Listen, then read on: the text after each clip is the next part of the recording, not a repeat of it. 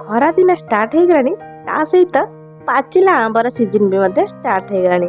आंब एबे धीरे धीरे पाचुची से पाचिला आंब को लेके आमे बनेबा आंब श्रीखंड जोटा खाइबा को बहुत ही टेस्टी बनेबा बहुत ही सहज।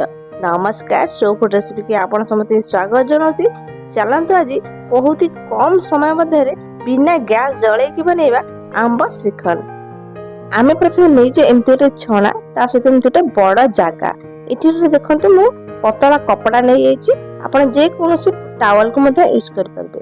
ठीक घरे मु नहीं बसा दही कम से कम 250 ग्राम रो गोटे पाए आमे नहीं दही सब जगह दही के आमे कोन करबा ए कपड़ा ऊपर आमे ट्रांसफर कर देबा आ कोन करबा बढ़िया सेंती चारिपट बांधी की टिके समय पे चिपुड़ी देबा जहा फल तो एक्स्ट्रा पानी तक बाहर जीवा आ पूरा पूरी जेमती थोला थोला दही हमर रेडी हे जीवा से भले प्रोसेस रे आमे करबा।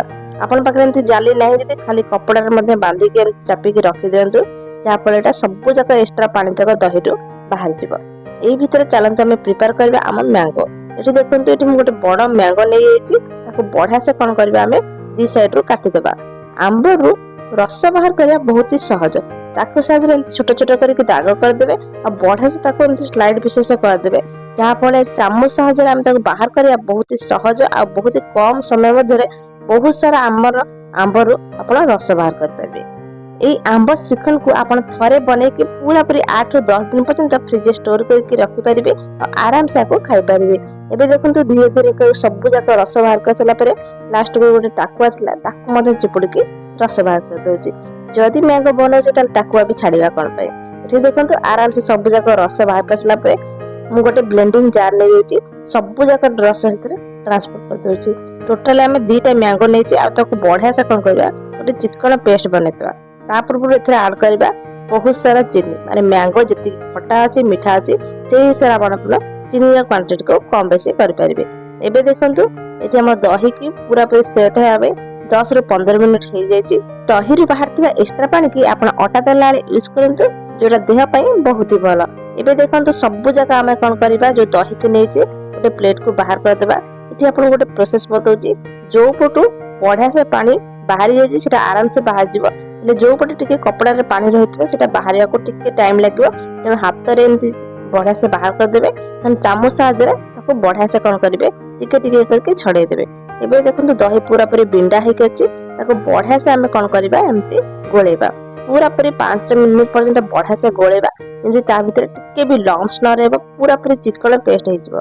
जदि आपन को ए प्रोसेस करे को टाइम लागुचे ताले ब्लेंडिंग जार पकई देतो आ गोटे थरा गुले देतो पूरा पूरी बने की रेडी हे जिवो। एबे सेतरे टिके अधिक फ्लेवरफुल करिया पे 2 चम्मच एठी मु सर ऐड करछि।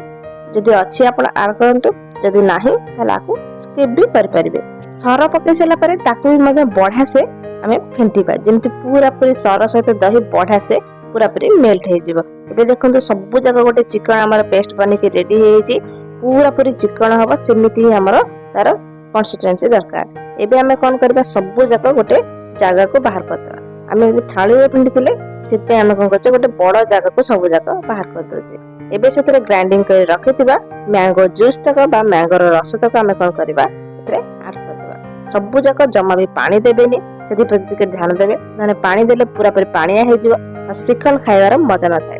श्रीखंड पूरा पूरी एमते हेताए काटी देबे जेमति पूरा पूरी चाकुरे कटि जिवो सेही प्रोसेस रे हेबा दरकार। एबे हमें कोन करबा सब जगह बढ़िया से गोळेबा पूरा पूरी बढ़िया से गोळेबा जेमति हमर आंब सहित दही पूरा पूरी मेल्ट हे जिवो।